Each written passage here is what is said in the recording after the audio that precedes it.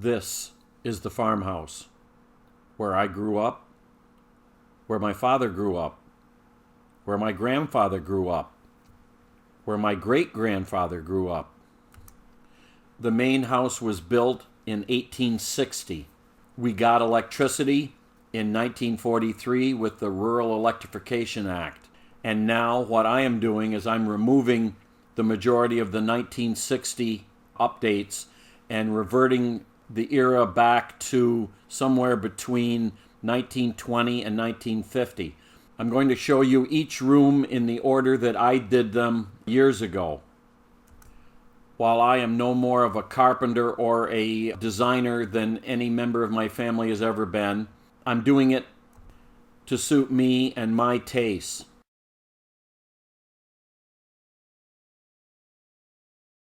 Since everything else in the bathroom is a little different, of course our plumbing is too. So I'm going to show you the special plumbing for our tub. Here you see our master plumber soldering up some fittings. And here you can see that we have the hot and cold valves installed and our special diverter valve. And here's a quick zoom in of complete setup. Now if you notice the copper line going up to where the shower head would be, it is above the walls of the surround. I didn't want to have like what most people have.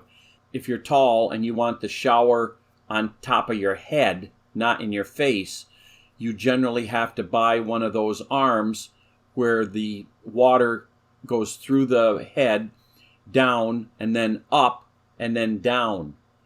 We decided, since we were starting from scratch, we were going to go high enough that the water could go straight down on you without the need for one of those goofy adapters. And this is our Moen 3-position shower diverter. It's a little bit different than your normal diverter where 1 is one function, 2 is a separate function but not 1, and 3 is a separate function but not 2 or 1. And here's a picture of the valve from the front and from the back. And you can see the bottom port is where the water goes in, and then the 3 ports where it can be diverted to the various functions.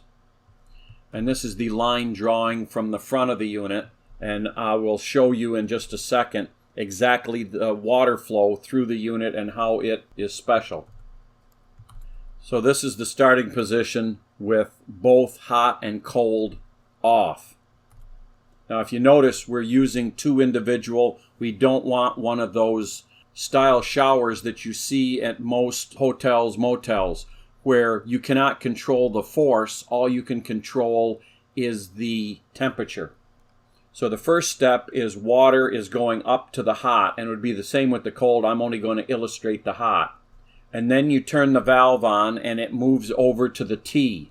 Now normally the water would go down to the spout, except if you notice that yellow circle, that is the plug that we put in the bottom of the T, so the water cannot go down.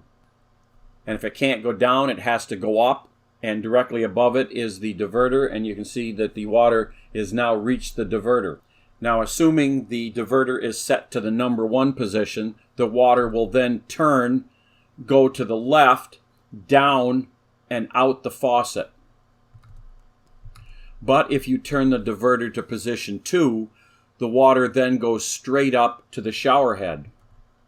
Now position 3 would be for a hand shower, but we're not using a hand shower, so per the factory recommended plumbing, if you're only using 2 of the 3 positions, you plumb back into one of the other positions. In this case, it was easiest to plumb directly into the shower line. So when you put it on 2, you get shower. When you put it on 3, you get shower. So as you can see, it's not like a normal diverter that you see in a lot of showers where you get one item, then you turn it to the next position and you get the first item and the second, and you turn it once more and you can get the first, second, and third all together. That's not what we wanted. And the final step was to screw on a faucet that did not have the little pull-up to make the shower activate because we're using our diverter to activate the shower. And now with it all plumbed, we needed to test it, except we didn't have a shower head. So I grabbed the garden sprayer that I used from our temporary construction shower, and that would just screw right on, and this is how we tested it. And this is what the spray pattern looks like from our Gardener's Supply sprayer when it's set to shower. And you know, the funny thing is, we used that sprayer for quite a bit during the construction of the bathroom, and when we actually got around to put a shower head on, we didn't like it. We tried another one, we didn't like it, and we ended up coming back to the Gardener's Supply sprayer. So I took the head off the sprayer and attached it to the base of a shower head so that it would screw on, and this is how it ended up, and we used it. But we found that we just didn't like that angled arm, so I special ordered I guess you'd call it a gooseneck, and that is what we're using today. And that is how we plumbed our shower for our bathroom renovation.